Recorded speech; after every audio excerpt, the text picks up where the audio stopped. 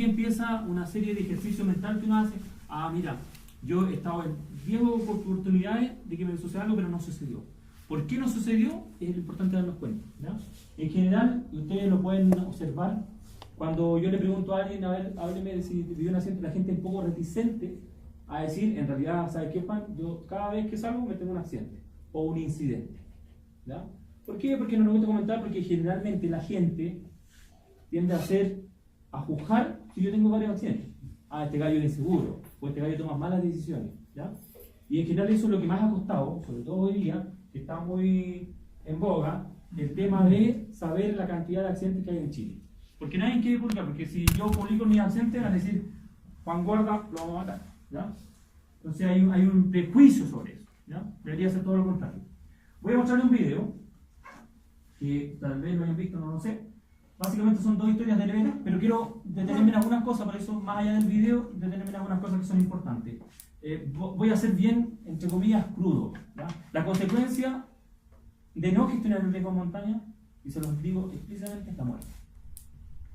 Para el que está recién iniciando, le dice, es como debut y despedida, por decirlo así, en el sentido de que, oye, me estás hablando de algo que realmente puede pasar. El montañismo, que yo considero más que un deporte, es una de las pocas cosas que el error se paga. ¿Y se paga con qué? Con la vida. Y eso tenemos que saberlo. O sea, muchas veces la gente me dice, oye Juan, pero si tú sabes todas estas condiciones y todas estas cosas, o sea, como que te gusta ir a sufrir, amor. No. Si montañismo fuera a sufrir, yo no iría a la montaña. O sea, yo lo paso bien y lo disfruto. Pero, obviamente, tengo que tomar conciencia de las cosas que hago, ¿ya? Entonces ahí vamos a hablar varias cosas. Voy a apagar la luz, para no seguir dormido, este video dura un par de minutos nomás. Y voy a mostrarles acá el video. ¿Eso? ¿El volumen?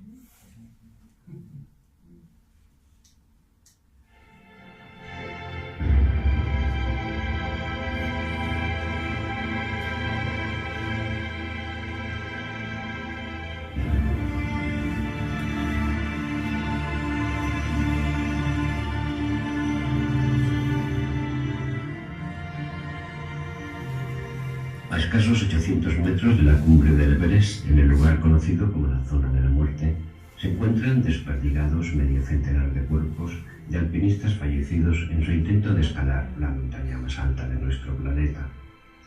Algunos descansan en tremendas grietas conservados por el hielo, otros siguen colgando de la cuerda de escalada en peligrosas paredes casi verticales, y uno reposa en la misma ruta de acceso a la cumbre, por lo que puede ser visto por las expediciones que se dirigen hacia la cima. Lo llaman el saludador, por la postura en que quedó al morir.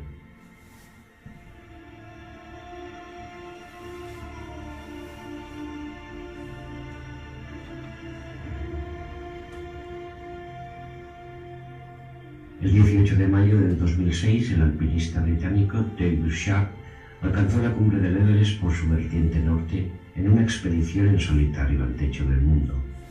Una vez alcanzada la cumbre, a las pocas horas de iniciar el descenso, comenzaron los problemas para Sharp, debido a la falta de oxígeno y al mal de altura. Justo cuando acabó con las reservas que portaba, Sharp se sentó sobre la nieve y poco después perdió el conocimiento. Durante el tiempo que estuvo agonizando, pasaron cerca de él unos 40 alpinistas que se dirigían hacia la cima. Ninguno de ellos le socorrió. Solo un Sherpa de otra expedición intentó ayudarle, pero ya era demasiado tarde. Sharp ya estaba muerto. Su cuerpo descansa a 8.000 metros de altura junto al cadáver de otro alpinista indio, fallecido en 1997. Las reacciones contrarias a la falta de solidaridad de aquellos alpinistas no se hicieron esperar. Su prioridad de llegar a la cumbre y que nada ni nadie entorpeciera su objetivo les hizo denegar el auxilio a un compañero que se encontraba en graves problemas. Para muchos alpinistas y montañeros este suceso les marcaría profundamente y quedaría demostrado que para algunos no importaba el precio a pagar con tal de poder engrosar la lista de los escaladores que habían conquistado la montaña.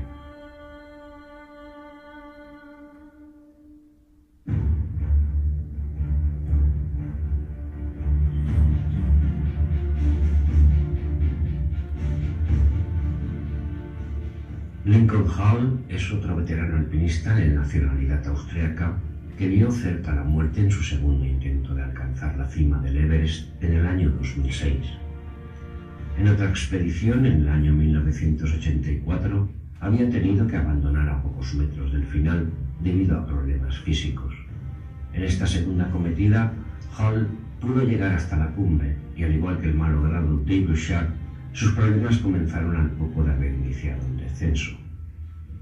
Sorprendido por el mal de altura, Hall entró en un estado de confusión que le provocaron terribles alucinaciones.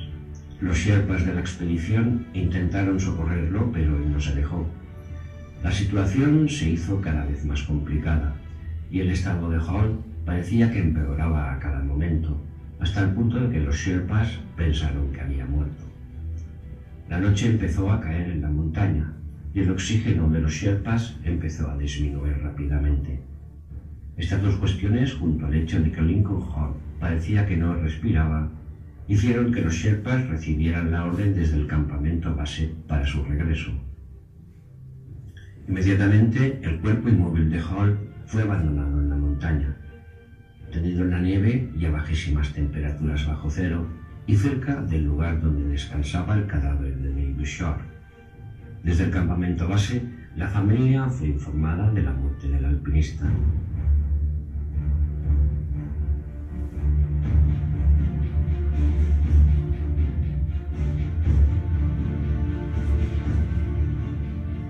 A la mañana siguiente, una expedición dirigida por Daniel Mashew, alpinista estadounidense, y formada por Andrew Brash, Miles Osborne y Sherpa Jambu, se encuentran a 8.700 metros de altitud y se preparan para atacar la cumbre del Everest, cuando de pronto observan a un hombre sentado en la nieve.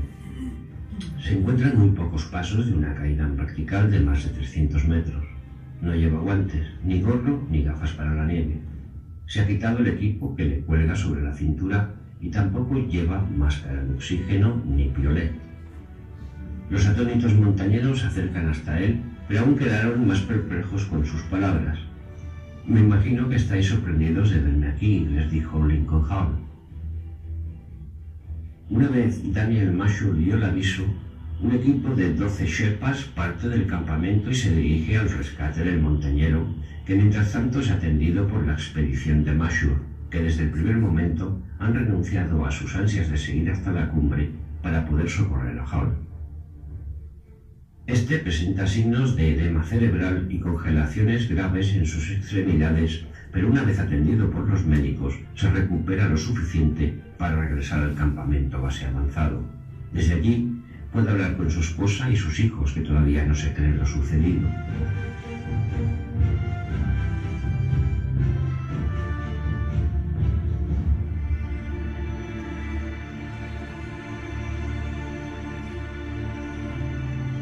En esta ocasión, Lincoln Hall pudo escapar al tributo que a menudo se cobra en la montaña, y todavía hoy es un misterio saber cómo su cuerpo pudo resistir aquella terrible noche. David Sharp no tuvo tanta suerte, y quizás la mejor manera de resumir estas dos historias que ponen de manifiesto lo mejor y lo peor de las personas son las palabras del alpinista Daniel Mashew cuando dijo que el Everest sigue aquí, la cumbre puede esperar, pero Lincoln Hall solo tenía una vida.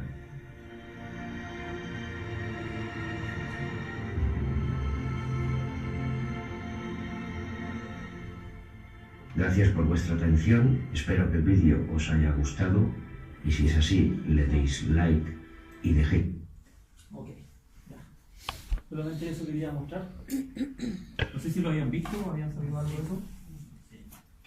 Ya. Basado en esas dos historias que vimos, quiero meterme ahora al tema de la gestión de riesgo. Es súper importante que lo viéramos ahora porque basado en esas dos historias vamos a sacar varias conclusiones que vamos a ir viendo. Si quieren, ayudarles, anoten ciertas cosas que son bien puntuales. Vamos a partir con la diferencia entre peligro y riesgo. Vamos a tocar algunos, son como 2 o 3 láminas de esto que parece a veces muy conocido, que nosotros tendemos a veces a confundir. ¿Ya? Si hay algo beneficioso, en esto es que usted hace montaña, no es la primera vez que van a la montaña. ¿Ya? Si hay un común denominador que puedo observar y que ustedes pueden escuchar, es que casi todos han visto o han colaborado en un accidente. ¿Ya? Ahora, yo inmediatamente sobre eso les comento. Los accidentes de montaña, al igual que los accidentes de la vida cotidiana, no son cosas ni del azar, ni cuestión de suerte, ni porque Dios me castigó, ni nada. O sea, siempre hay alguien que tomó una mala decisión. ¿Ya? Y eso es súper importante. Si nos vamos a hacer el análisis propiamente tal de un accidente, nos vamos a dar cuenta de eso. ¿Ya? Ahora, lo importante es no, cuando las consecuencias no son fatales, porque cuando las consecuencias son fatales de que alguien fallece por un error puntual, obviamente hay un causante. Entonces, uno tendría obviamente a decir, esta es la persona responsable por este accidente. Cuando no hay obviamente ese evento determinado, uno a veces lo deja pasar, pero no hace el análisis. En general, por lo que les dije yo, que la gente no comenta estas cosas, ¿ya? En Chile sobre todo. Ok, vamos a peligro, esto es como conocimientos generales. ¿Qué es lo que es un peligro? Ahí lo coloqué, una fuente o condición real o potencial, ¿ya? Que puede causar, y por eso lo coloqué ahí subrayado, daño a una persona en el medio ambiente en la montaña. Vamos a conceptualizar todas las actividades que hacemos en montaña. ¿Qué es lo que es un peligro? Es una fuente, una potencial. Si yo les preguntara, a ver, ¿cuál era tu nombre? Elías. Elías. ¿Cuál sería un peligro si lo enfocamos a la montaña?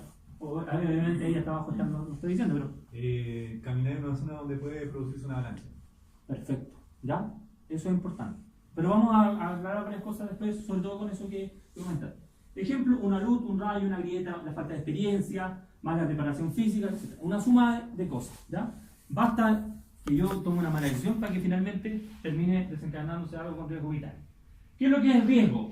Ya que es algo bien importante, que a veces la gente lo tiende a confundir. El riesgo es la posibilidad de que ese peligro se materialice.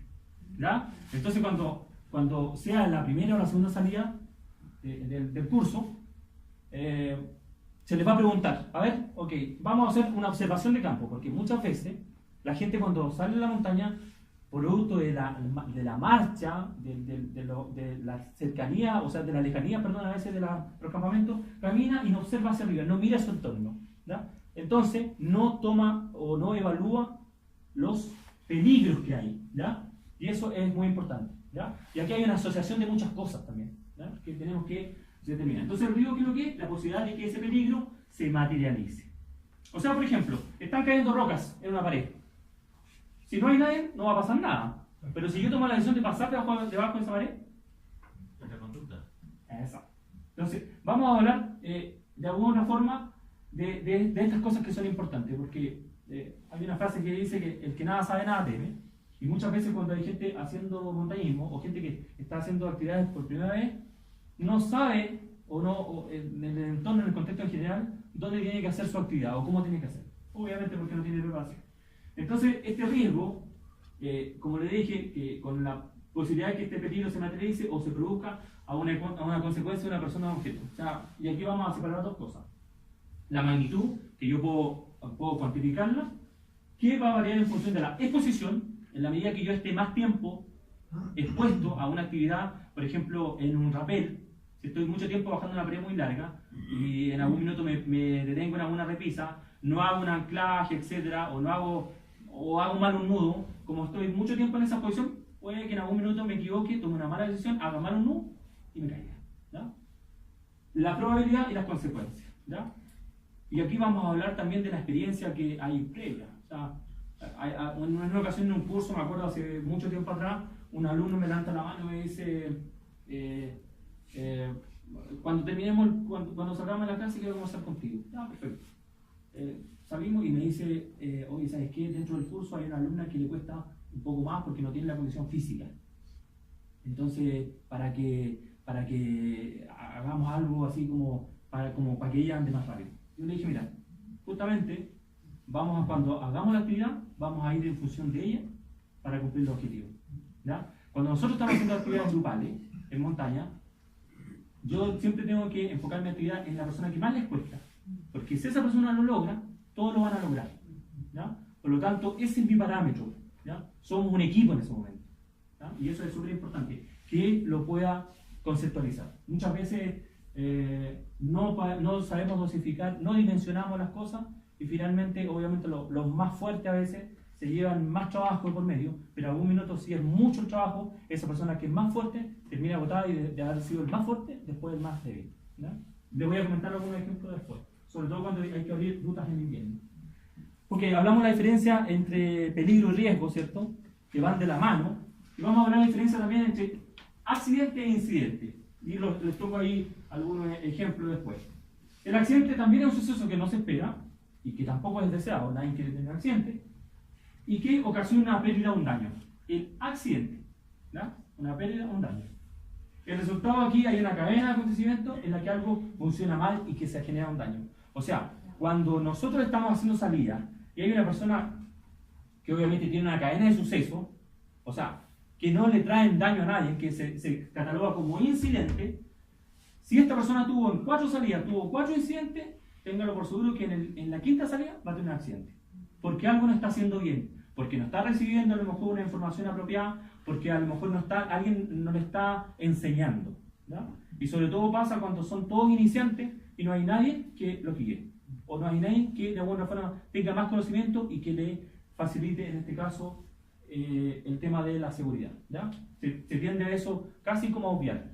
Hay gente que a lo mejor la condición física la tiene y están bien equipados, pero el tema de la seguridad lo dejan de lado. ¿Ya? Entonces van privilegiando otras cosas. Acá son sucesos imprevistos, los accidentes son sucesos imprevistos, por eso lo coloco como pregunta, el producto T. ¿Son sucesos imprevistos, cierto? Sí, porque obviamente nosotros vamos a la montaña mañana y no sabemos si van a suceder un accidente. ¿Ya? Porque en el momento, a lo mejor, y acá es bien importante, de repente ustedes ven en el diario, en la publicación, muere montañista con alta experiencia, de 40 años en la montaña. Usted dice, uy, este gallo hizo cosas tan difíciles. Y cuando murió en un cerro relativamente fácil, guiando. ¿Qué es lo que pasó? Hay algo bien importante que más adelante igual lo voy a tocar. Es la vulnerabilidad. Nosotros los seres humanos siempre somos vulnerables.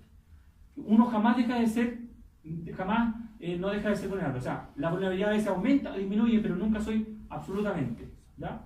¿A qué es lo que me refiero? Yo puedo tener mucha experiencia y ir a la montaña con alguien que no tiene experiencia. Ese nivel bajo de experiencia me lo va a traspasar a mí. Y en algún minuto, cuando vayamos a hacer una actividad, a lo mejor él va a tomar una decisión sin que yo me dé cuenta y me va a arrastrar a la muerte. Y de esos casos hay dos, les puedo nombrar. ¿Ya? Entonces eso es súper importante. Los incidentes, acá hay un evento también que no es esperado ni deseado, pero que no causa trauma alguno. No hay una lesión a la persona. ¿Ya? Entonces, bajo ciertas circunstancias aquí, podría darse un lugar a un accidente. Bajo ciertas circunstancias. Acá no llega a producirse daño y eso es importante. O sea, el ejemplo puntual. Estoy escalando, alguien me está asegurando, yo no me preocupo de enseñarle a esa persona que está asegurando. Le digo, mira, haz esto, tienes que hacer esto, cuando yo suba tú vas a ir quitándome cuerda, etc. Usa esto acá, ya, listo. Mis ansias de escalar sobrepasan a mi capacidad de dar cuenta de que este tipo no sabe asegurar y que estoy poniendo en riesgo mi vida. ¿Ya? Por lo tanto, en ese minuto yo doy un paso recién para despegarme del suelo y él hace algo inadecuado. Obviamente yo me voy a sostener y no voy a estar asegurado. Es un incidente. El susto que yo me llevo nomás y digo, ok, ya, no me asegure. O sea, voy a buscar a alguien que tenga la experiencia. Cuando es un accidente, cuando ya estoy, a lo mejor llegué al punto de reunión arriba, estoy a 50 metros del suelo y el tipo suelta la cuerda y yo me voy hasta el suelo. Y se mató Juan Juan. Hay un accidente. ¿Ya? Entonces, acá hay algo bien importante. No esperemos que el día de mañana una cadena de sucesos e incidentes se transforme en un accidente con consecuencias fatales. ¿Ya? Yo se lo dije anteriormente y ustedes lo saben. Las malas decisiones en montaña se pagan caro. Es como, yo siempre lo hago la comparación. En el fútbol yo estoy frente a un arco, pateo un penal, los reyes me van a criticar toda la vida. Me equivoqué, ¿cierto? Pero en el montañismo yo tomo una mala decisión de ir por una ruta inadecuada, a lo mejor pensando solamente en mí, pero no pensando en aquellos que van conmigo, y fallecen 2 o 3 personas, y yo voy a ser el causante. Yo decidí en ese punto. ¿Ya? Hay que recordar algo bien importante. Cuando yo estoy haciendo actividad en montaña, la responsabilidad no se delega. No es que yo en algún minuto me veo sobrepasado y digo, mira, tú eres responsable. Se lo puedo decir, pero la persona con más experiencia siempre va a tener la responsabilidad. ¿Ya? Ahí uno tiene que usar el criterio. Por eso uno decide a veces no escalar con la persona que el que tiene más experiencia tiene, sino que con el mejor amigo, con la mejor persona, con el que tiene más cercanía a mí. ¿Ya? Porque eso va a ser capaz de darse cuenta en ciertas situaciones cuando yo tengo que retirarme, cuando tengo que tomar la decisión de volver. ¿Ya? Y eso es súper importante. Tocando el ejemplo, por ejemplo, los antucos. O sea, uno no duda, y yo no dudo por ejemplo, de la capacidad que tiene la persona que comandaba en este momento la actividad, en ese momento la actividad en mayo, que era un mayor que tenía especialidad de alta montaña, pero que tomó una mala decisión. Tomó una mala decisión, ¿ya? Entonces hay algo bien importante. El montañismo como actividad con riesgos controlados. Siempre debemos controlar los riesgos, en la medida que nosotros seamos capaces de analizar, y esto va en la planificación en la casa, o en el club, o en la escuela, de las actividades que voy a hacer, de alguna otra forma voy a poder discernir entre dónde tengo que ir, cómo tengo que ir, cuándo tengo que ir. ¿Ya? El riesgo cero no existe en la montaña. Si alguien me levanta la mano y me dice, ¿sabes qué, Juan? Yo soy el tipo que te lo aseguro que vas conmigo, vuelve así, no te va a pasar nada. Sí, lo puede decir, porque obviamente esta persona se va a tender a preocupar por mi persona, pero hay una probabilidad de que no está determinada él, sino que a lo mejor la decisión que yo tome, sin que él se dé cuenta, que eso sea así. Y esas condiciones ha pasado en muchas veces. Por eso es muy importante hablar, retroalimentar el autocuidado, no tan solo mío, sino que también del compañero de cordada y viceversa. ¿Estás bien? ¿Tienes frío? ¿Tienes hambre? ¿Quieres parar? ¿No? En general, muchas veces la gente tiende a hacer juicio o prejuicio sobre el rendimiento de otro. Que este malo va a caminar, que este malo para el tío, O sea, en la montaña uno va compitiendo con nadie. ¿Ya? Y eso es súper importante. Una persona preparada, igual a incidente, y una persona no preparada, igual a accidente. ¿Ya? Y eso es bien importante. Lamentablemente, por eso yo se los dije, mi experiencia, habiendo trabajado en centro de esquí, en el rescate de montaña, ha sido como de uso ahora, porque en general cuando llegamos a algún lugar y la persona ya estaba fallecida por el accidente, obviamente, probablemente tal, no hay nada que hacer, y uno dice, en el lugar donde más disfruto en la vida en general, se muere gente. Ahora, la montaña no es la culpable. ¿Ya? Hay un tema de responsabilidad, que eso es súper importante. El conocimiento evita accidentes. ¿Ya? Y por eso ustedes están acá, y yo los felicito. Varios que han tomado un curso de montaña y lo han vuelto a tomar. Hay algo bien importante. Uno jamás termina de aprender. Si yo pensara que ya lo sé todo, estaría equivocado. Siempre hay algo nuevo, siempre hay algo diferente. Y es como todos los días me levanto y pienso a veces las cosas diferentes. Ayer pensaba una cosa, mañana me levanto y pienso otra. Y eso es súper importante. Los accidentes en la montaña son graves, porque puedo tener un esguince de tobillo, que en la vida cotidiana o en la ciudad voy a pedir un taxi o me van a llevar en vehículo hasta el hospital, listo. No voy a tener riesgo vital. En la montaña, si estoy a 5.000, a 6.000 metros, si tengo un esguince de tobillo, estoy en relación 1 a 1, yo y un colega, y tengo que descender, y si esas son las 4 de la tarde, o sea, y tenemos que llegar a un campamento que a lo mejor tenemos 4 horas, imagínense con el tobillo, así en algún minuto ya no voy a soportar más. ¿Ya? Entonces mi grado de seguridad va a ir disminuyendo cada vez más. La diferencia siempre está en la actitud y no en el medio, ¿ya? En la actitud que yo tomo, ¿ya? Porque el medio está ahí, el medio siempre, o sea, esté yo no en la montaña, siempre va a haber baja temperatura en invierno, nieve, avalancha, etc. ¿Ya? Lo importante es tener una actitud frente a esa situación determinada. 5 puntos a tener en cuenta al hablar de seguridad en montaña. 5 puntos a tomar en cuenta. Primero, las características del lugar, ¿ya? De la actividad que estamos haciendo, ¿ya? Es súper importante cuando ustedes, porque yo estoy casi seguro de que en ciertas condiciones ustedes igual están en un proceso de enseñanza, y eso es bueno. Los conocimientos tienen que traspasar. Características del lugar, los peligros, los factores que intervienen en un accidente, las acciones o condiciones de seguridad y las normas de seguridad. ¿Ya? Una norma de seguridad en montaña sería, a ver, nómbrenme alguna. Hay muchas, pero hay una que es importante. Ver la meteorología. Ver las condiciones meteorológicas. Es una norma de seguridad. Planificar la salida. ¿Ah? Planificar la salida, exacto. O sea, nadie llega a su casa y dice, ya mañana voy al cerro. Y no arma mochila, no cuantifica la comida que tiene que llevar, no ve si hay agua o no. Siempre tiene que haber una planificación. Avisar, etc. ¿Ya? Esas son 5 normas de seguridad. Me voy a ir ahora a hablar de cada una, ¿ya? Con respecto a las características del lugar. Siempre en los lugares, sobre todo, vamos a referirnos en Chile, a la esfera de la cordillera. Chile es un país geográficamente totalmente diferente, ¿ya? Desde el norte, que tenemos altura y lugares secos, ¿ya? Lugares secos, hasta el sur, que tenemos lugares bajos, con mucho viento, con mucho glaciar. Entonces, geográficamente tenemos que, obviamente, planificar para hacer la actividad que queramos hacer, ¿ya? Una de ellas que nos trae complicaciones es la presión atmosférica. ¿Qué es lo que pasa con la presión atmosférica en la montaña? ¿Qué es lo que pasa en el individuo? ¿Qué pasa con la presión atmosférica fundamental en la montaña? ¿Ah? Disminuye, ¿por qué? A ver. Hay menos presión de aire encima, menos columna de aire sobre un... Dígame. ¿Alguien dijo? Los tipos de gases que eran. Ya, perfecto. ¿Qué más? Todos me van haciendo un aporte, eso es bueno. Afecta a los ¿Cómo? Ya, perfecto. Afecta a los vientos. Sí, la presión, sí, también. Se Factor. pierde la temperatura rápido. ¿Cómo? Se pierde la temperatura rápido. Sí. Miren, aquí hay algo que siempre en el colegio, obviamente uno se va olvidando con el tiempo. Pero la atmósfera, ¿qué es lo que es? Una capa gaseosa que envuelve la Tierra. ¿Ya? Eso demuestra que Cristóbal Colón también está equivocado, porque la Tierra no es redonda, sino nos explican que hay cadenas montañosas tan altas. Como la vemos de tal con el universo, se ve redonda. Pero en realidad no es redonda, es amorfa. ¿Ya? La capa gaseosa, la atmósfera, que es una capa que es un filtro, o sea, permite que no se enfríen demasiado y que no se calienten demasiado.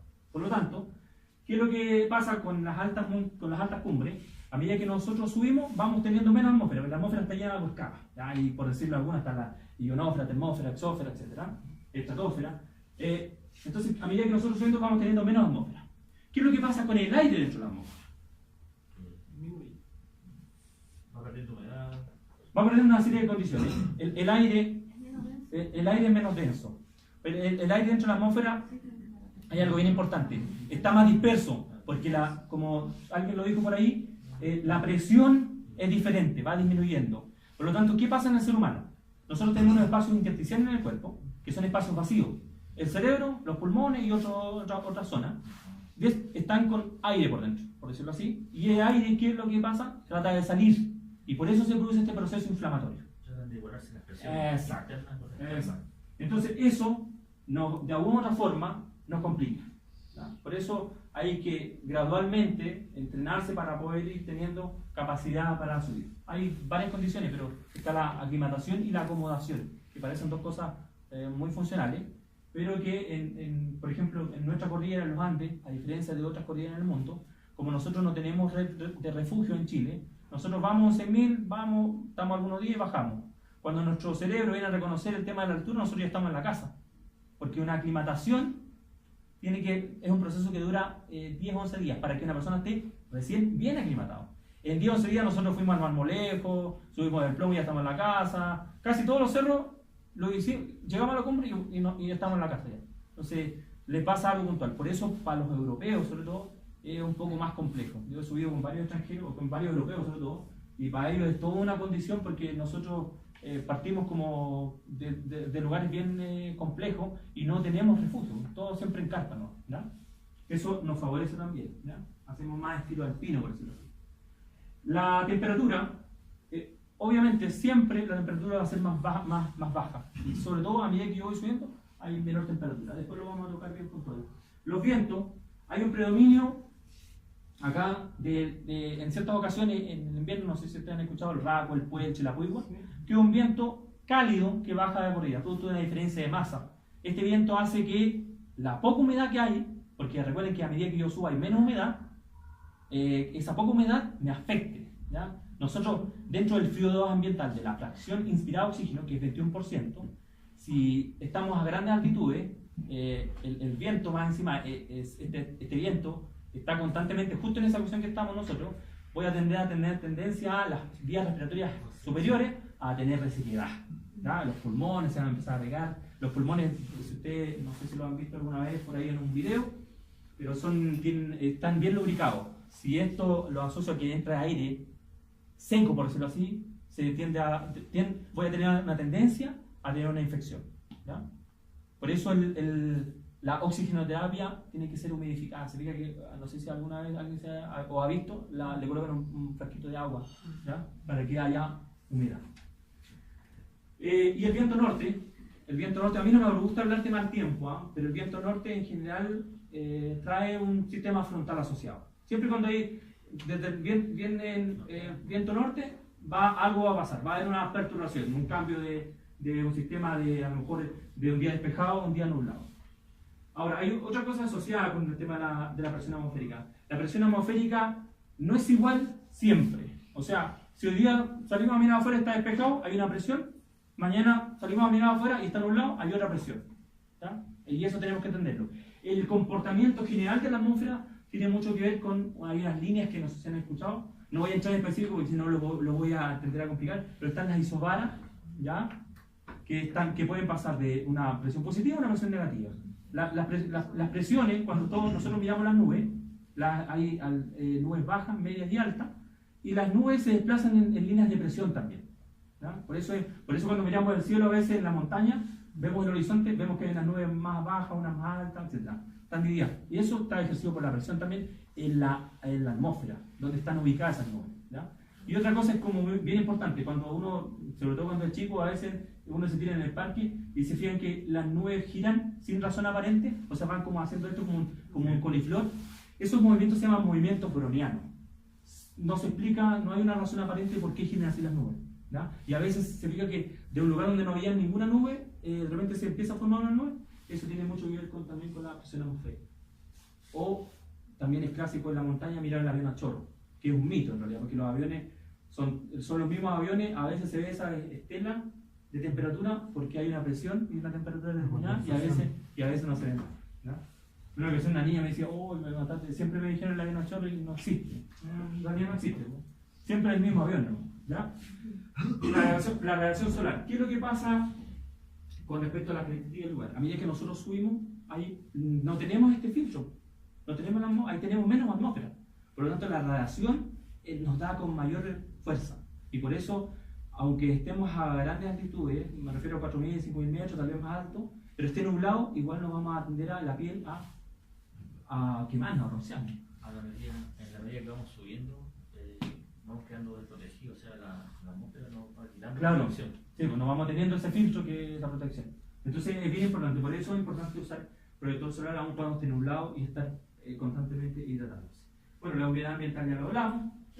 Hoy día existen varios, en general la gente que hace montaña no tiende a preocuparse mucho, algunos sí, otros no, pero los registros hoy día que dan los boletines meteorológicos muestran estos parámetros meteorológicos. Para que haya un registro meteorológico tiene que haber presión, temperatura, humedad y la velocidad del viento. ¿Ya? O sea, yo lo asocio y digo, ok, esto es lo que va a pasar. ¿Ya? Y los accidentes gráficos, que también son complejos. O sea, ¿a qué le llamamos accidentes gráficos? Valles, quebradas, aristas, cumbres. ¿Ya? Eso es bien importante. Eso tiene que ver con las características del lugar. Cuando yo, todo lo que hablamos, estas 5 cosas, de alguna forma yo las puedo entender y puedo saber en qué medio me estoy moviendo, es mucho más simple. ¿Ya? O sea, por eso es importante la experiencia. Cuando yo les hablo esto, a gente que ya tiene experiencia, es mucho más simple de alguna otra forma determinarse estas condiciones.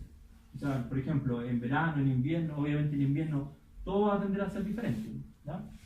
¿Se entiende eso, cierto? Ok. Ustedes me dirán, pero ¿qué tiene que ver todo esto con el tema de gestión de riesgo? Sí, porque si yo conozco el lugar donde voy a ir, si sé que voy en invierno, sé que hay viento, miro un boletín meteorológico y además después observo y digo, ok, o sea, si no tengo la ropa adecuada, no voy a hacerlo. ¿A qué me refiero? Que puede que al llegar esté la primera noche muera de hipotermia. ¿Ya? Eso es bien importante. Bueno, yo lo que hablábamos, la presión atmosférica, esto es como lo mismo que hablamos recién, es mayor al nivel del mar, se va reduciendo en 50% a 5.000 metros la presión, pero recuerden que la presión es variable. ¿Ya?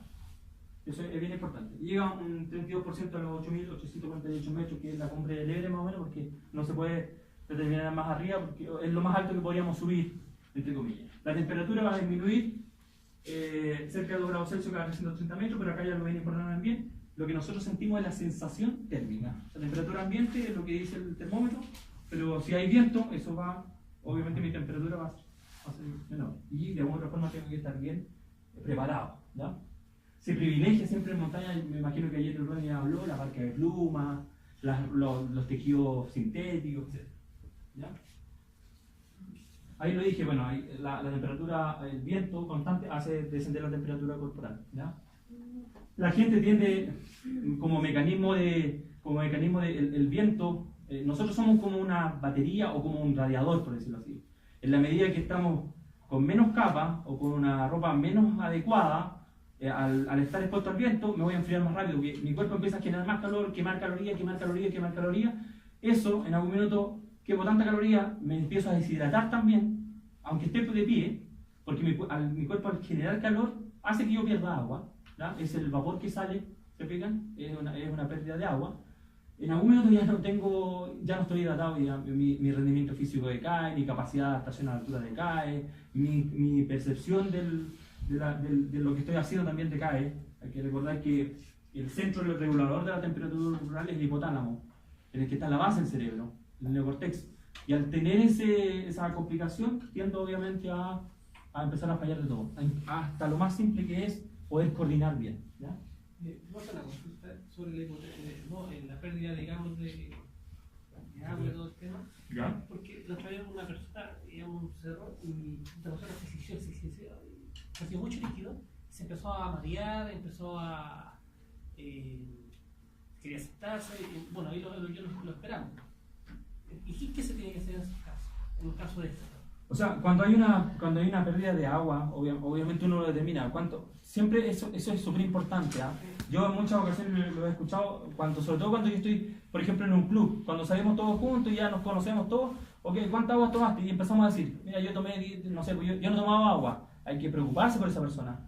Cuando hay una preocupación por el compañero, porque acá viene algo bien importante, si yo cuido a mi compañero, es porque me estoy cuidando a mí mismo. ¿Saben por qué? Porque si en algún minuto esa persona ya no es capaz de caminar, me la voy a tener que ir al hombro. ¿Me entienden, no? Entonces, por eso es importante, cuando yo estoy cuidando al resto, me estoy cuidando a mí mismo. ¿Ya? Y eso es súper importante. Ahora, con respecto al tema de la pérdida de líquido, obviamente hay mecanismos de pérdida de calor y de ganancia de calor.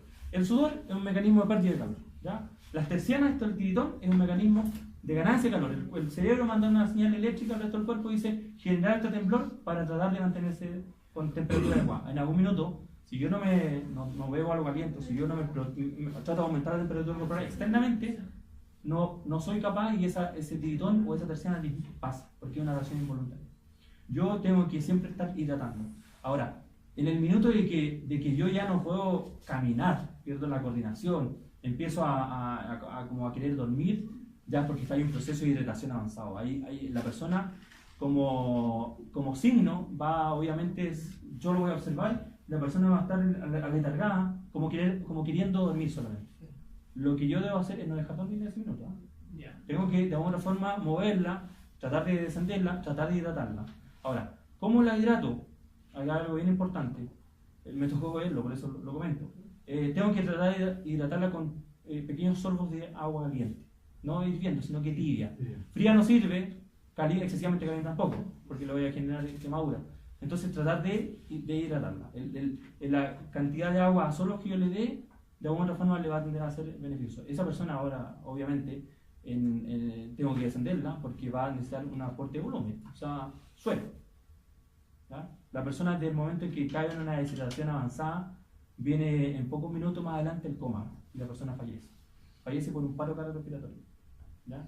La causa de muerte de los militares de Antuco fue todos paro cardiorrespiratorio por deshidratación. ¿Ya? Porque obviamente caminaron. Cuando los encontramos nosotros, había algunos que estaban sin ropa, obviamente, porque camino y genero calor, ¿cierto? ¿Qué es lo que voy a tender a hacer? Sacarme la ropa, ¿no? Y en algún minuto, cuando ya estoy extenuado, caigo de cansado y muero. Paro carretera. Entonces eso es súper importante. Por eso la hidratación es importante. La hidratación favorece la aclimatación, el rendimiento físico y la adaptación a la altura. ¿Ya? Por eso es importante. Alguien me pregunta, ¿cuánta cantidad de agua? Hay gente que está acostumbrada a tomar más agua, hay gente que toma de por sí menos agua, pero en montaña yo debería tomar, en la vida cotidiana no sé cuánta agua toma usted, pero se debería tomar 2,5, 3 litros más o menos. ¿Ya? Si hago deporte obviamente tengo que tomar más. ¿Ya? Si yo estoy haciendo actividad de montaña en invierno, tengo que tomar más todavía. ¿Ya? Ahora, eso no quiere decir que hay gente que de repente se lo toma muy... hace conciencia de eso. Yo en una ocasión vi un tipo con una de estos bidones, mandando 3 litros de agua así. No, o sea, no quiere... Sí, no es que para que no tomar nada más después. No, si yo tomo mucha agua, obviamente le voy a generar un problema. Yo tomo muy poca agua en la montaña. ¿Ya? O sea, un litro a veces cabecera. Pero tomo té. Eso igual es beneficioso. Ahora, Pero agua sí no. tú tienes tu organismo acostumbrado a tomar poca agua. Yo fui al Minillo el otro día, llevé 1,5 litros y volví como con 1 litro. Ya. Tomas poca agua, pero Bueno, muy poquito y voy tomando sorbitos, pero no sé, es que yo trato de tomar más, pero no puedo. Así como que no me da. no te da, y no te da sed. No. Ya. Bueno, estás acostumbrado a tomar poca agua. Porque uno puede acostumbrar al cuerpo, ¿ah? Sí. Pero lo ideal sería tomar, o sea, a lo mejor tú lo logras hacer, pero por ejemplo otra persona no. Hay personas que toman mucha agua Sí. y si toman menos, se empiezan a sentir mareadas, fatigadas. No, a mí no me pasa nada, pero sí hay personas que me dicen, no, hay que estar mal, que tomen poca agua. Cuando vaya a hacer el curso hay preguntas y yo digo, pero es que no me siento mal, porque si me sintiera mal, diría sí, pues está mal. Pero no. No, pero tu cuerpo ya está acostumbrado. Sí, debe ser porque yo vivía en el campo cuando niña y nunca andaba con agua, o sea, me pegaba caminatas largas, todo sol. ¿Y cómo está la presión? ¿Bien? Mi presión es un poco baja. Un poco baja. Una hipotensión. Eso es importante. O sea, si alguien, y eso es importante, que bueno que lo comenta, es muy importante también en los grupos conocernos en el sentido de, por ejemplo, no sé, hay gente que no lo dice, pero por ejemplo, oye, yo soy hipertenso, yo soy diabético, yo soy dislipidémico, yo tengo asma, no sé, yo tengo tal cosa. ¿Ya? ¿Por qué? Porque así yo, en alguna ocasión, por ejemplo, había una persona con una crisis de epilepsia y habían unos haciendo RCP. Sí, pues porque obviamente si yo nunca lo vi, la gente, si el que nada sabe, entonces, claro, el tipo le empezó a dar con la crisis y luego lo estaba ahí dándole, le iba a provocar un paro, obviamente, pero no sabían, claro, obviamente uno no lo entiende. Entonces, eso es importante poder, no porque nos vayamos a discriminar, es súper importante, pero si yo estoy enfermo de algo, yo quiero que en algún momento si me pasa algo, me saquen de ahí y no me dejen botado. ¿Ya? Eso es bien importante. Ahora, este tema del aporte hídrico es como súper importante. Yo en general llevo, por ejemplo, un matraz de suero de 250, un matraz de suero, el suero fisiológico que me sirve aparte para beber, también para colocar una vía, o en este caso para limpiar una herida también, ¿ya? Por si acaso. Fíjense que cuando yo estoy en un estadio avanzado de deshidratación, por mucho que tome agua, mientras el organismo trata de absorber en el estómago, es más lento que yo si lo coloco endovenoso. ¿Ya? Ahora, obviamente, tengo que tener la capacidad de colocar un suero endovenoso, ¿ya? Si no, voy a colocarlo en cualquier lado y no va a servir de nada. ¿Ya? Pero cuando es endovenoso, entra más rápido, la persona tiende a recuperarse, o sea, cambia el semblante, la cara, estar pálido, queda más coloradito, así, con rubicondez y obviamente es más operativo. ¿Ya? Consulta, a lo mejor, no sé si es mío, pero popularmente beber suero, ¿recomendable o ayuda más que agua?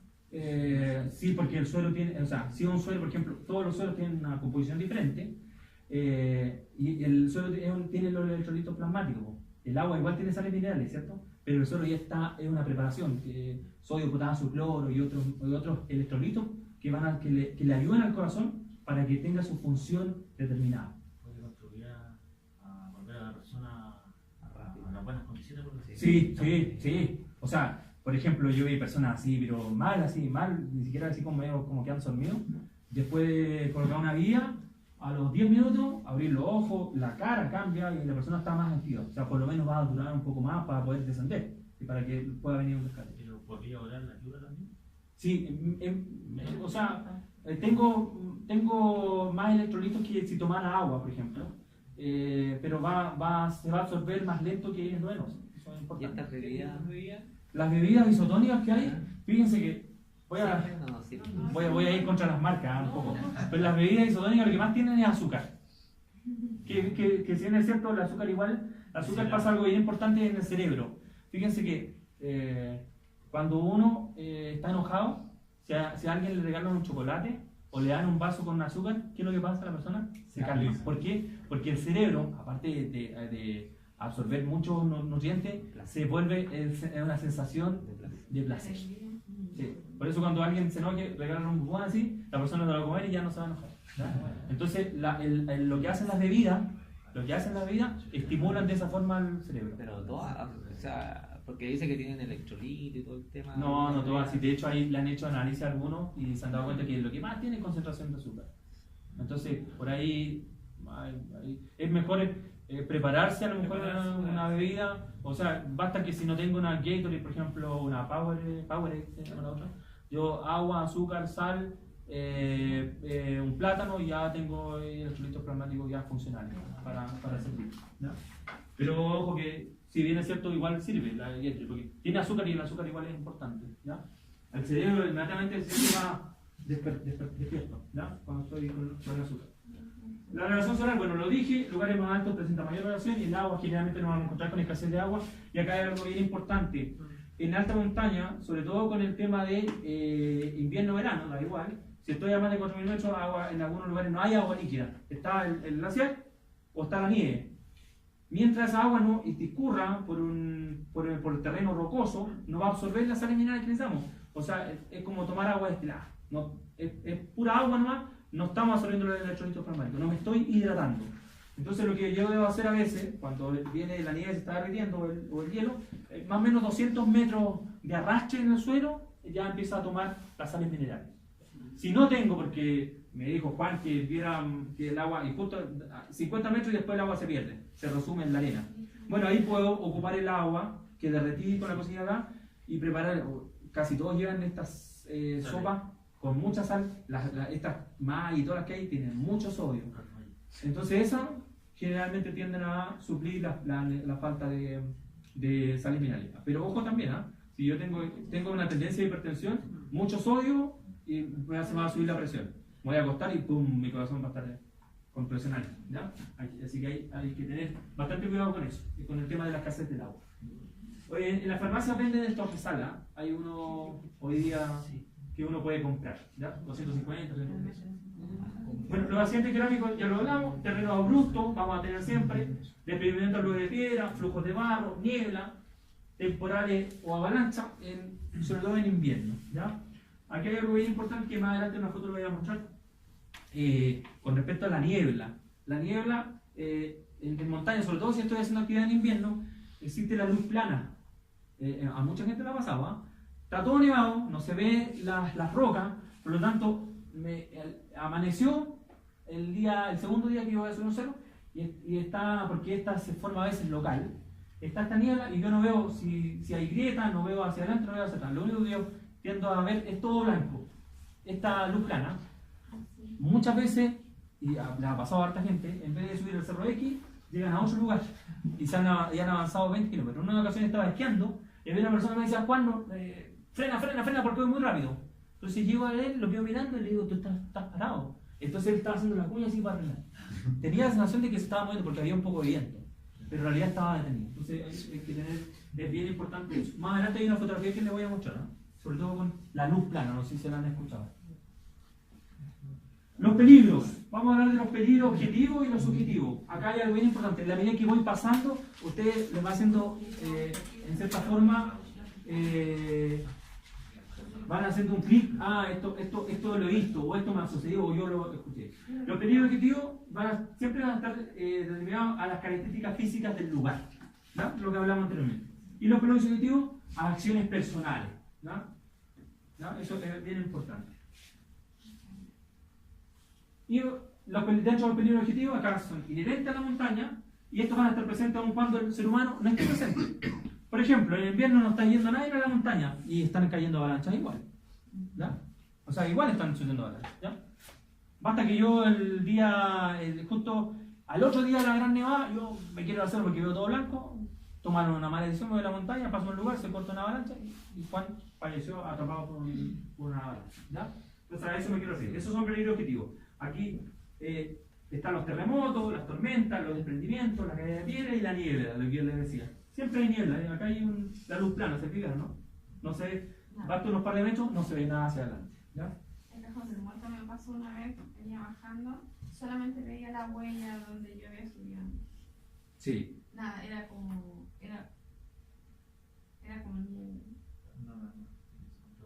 Y eso, y hay algo bien importante, Pero ¿eh? no perdimos porque veíamos solamente la huella y bajamos por ahí. Hay algo bien importante con la niebla. Si ustedes la observan, la ropa se empieza a llenar como una especie, empieza a hacer una chapas. Ya. Y si ustedes se separan 100 metros, cuando la niebla es muy densa y la persona le habla, ustedes no saben si está allá, acá o acá. ¿Por qué? Porque la voz en las gotas de agua se abre. Entonces es algo bien importante. Por eso, aquí hay la decisión, aparte de estar en una zona que se ve hielo, de asegurarse, ¿ya? Yo me estoy asegurando, ¿ya? Eso es bien importante, ¿ya? Porque obviamente, y aquí hay algo bien importante, los bancos de niebla en montaña no siempre son, los boletines meteorológicos no siempre lo observan. Hagan el ejercicio en el invierno, no siempre lo van a mostrar. Entonces lo que yo sí tengo que saber, aquí hay una asociación de varias cosas, ¿ya? Con el tema de el punto de rocío y la elevación excesiva de humedad atmosférica. Eso es bien importante. Cuando yo veo no sé si se han escuchado hablar de la isoterma, Sí. ¿ya? Cuando ustedes ven, no sé qué página ven, pero hay una que se llama Mountain Forecast y Snow Forecast. Cuando yo observo ahí y me muestra todos los monitos, temperatura, el viento, si está la tendencia, si está la baja. Cuando vean alta humedad en montaña, alta humedad, por ejemplo, en la zona puntual del invierno, después le voy a mandar el link para que ustedes lo puedan ver bien. Y yo digo, ok, esos días a lo mejor puede ser que haya niebla en las mañanas. Y en primavera se da mucho eso, por efecto de perturbaciones que hay. O sea, siempre en la mañana hay mucha nubosidad, mucha niebla, y después el mediodía pasa y está despejado. Y al otro día vuelve a suceder lo mismo y lo mismo, ¿ya? Casi Entonces, como vaguada costera, ¿no? casi como vaguada costera, ¿ya? Sí. Hay cerros que son bien característicos. Yo creo que todos conocen el Morado, ¿cierto? Sí. El Morado, por ejemplo, yo trabajo haciendo balance de masa con la Dirección General de Agua, o sea, acompañándolo en la seguridad en glaciares. Y se ha observado porque tiene una estación nivométrica como a los 3400. Y tiene una un poco más abajo que meteorológica y una nivométrica. Y el Morado, por ejemplo, el glaciar que tiene ahí, que es el de San Francisco, sobre todo el más grande, más arriba está el Mesón Alto, tiende a tener un microclima, a formar nubosidad. Es bien curioso, ¿no? Este año estaba bien seco. Y eso hace que en invierno o en época ustedes vean que está todo despejado en ese cordón y ahí hay nubes sobre el cerro dando vueltas. Eso es bien importante. Los peligros objetivos, acá también son inherentes al montañista, pero son generados, en este caso originados por el actuar de las personas. Y aquí, obviamente, eso tiene mucho que ver con la toma de decisiones. Y aquí tenemos la deshidratación. Cuando yo le digo a una persona, toma agua, no, que no tengo sed, pero toma agua. En algún minuto ya no puede caminar, ya no coordina, tiene ataxia, va para todos lados, se tiende a desmayar, está deshidratado. ¿Ya? Y ahí obviamente ya tengo que hacerme cargo de esa persona, trasladar, etc. La puna, el mamo, el soroche, como quieran llamarle, que obviamente hay una técnica para las personas que tienen una tendencia a complicarse con la altura, la técnica de soroche, ir alto y dormir bajo, y así sucesivamente para tratar de compensar esa situación que al cuerpo le significa una pasada de cuenta, por decirlo así. Ahora, cuando uno no ha tenido en las primeras oportunidades que ha subido cerros de 6.000 metros, no ha hecho algo bien adecuado, esa tendencia, que se llama bagaje motor, tiende a ser después, es como cuando yo conozco a una persona. Si yo lo conozco a él y la primera vez ya tenemos un roce, va a costar mucho las otras veces para tener feeling, ¿me entienden, no? Vamos a tener que conversar mucho para decir, ah, no, en realidad él es un buen tipo, etc. Eso pasa en la montaña. Las primeras subidas tengo que estar bien preparado a hacer una aclimatación para que después el cerebro reconozca en otras oportunidades que yo estuve ahí y me logre aclimatar más rápido. Recuerden que la aclimatación no es permanente. Yo he estado en la cima de la Aconcagua el año pasado varias veces y este año tengo que ir. Nuevamente voy a tener que hacer un proceso de aclimatación, pero mi cerebro va a reconocer más rápido versus una persona que va por primera vez, ¿ya? Ahora, hay algo bien importante con el tema de la aclimatación. Hay estudios, no hay muchos estudios, pero los estudios que se han hecho han demostrado que las personas de más edad se adaptan mejor a la altura. Las conclusiones que se ha llegado es que los órganos están de una u otra forma mejor preparados con el tiempo, ¿ya? Es curioso. La insolación, ya lo que ya hablábamos anteriormente, el congelamiento y la ceguera temporal. El congelamiento, recuerden que nadie se va a morir por un congelamiento probablemente tal. O sea, en la época de las primeras ascensos a Himalaya se moría gente porque se congelaba una extremidad y como no se iban al hospital, se quedaban ahí, estaban 3 meses, morían por una septicemia, porque esa parte que se congelaba después se empezaba literalmente a desaparecer.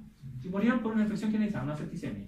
Hoy día es difícil que suceda eso, porque si yo tengo una congelación traumática, o sea, mis dedos se quedan negros, por decirlo así, ¿ya? Hay una muerte tisular, igual voy a estar unos par de días o horas en un centro asistencial, me van a amputar, obviamente, pero no voy a morir, ¿ya?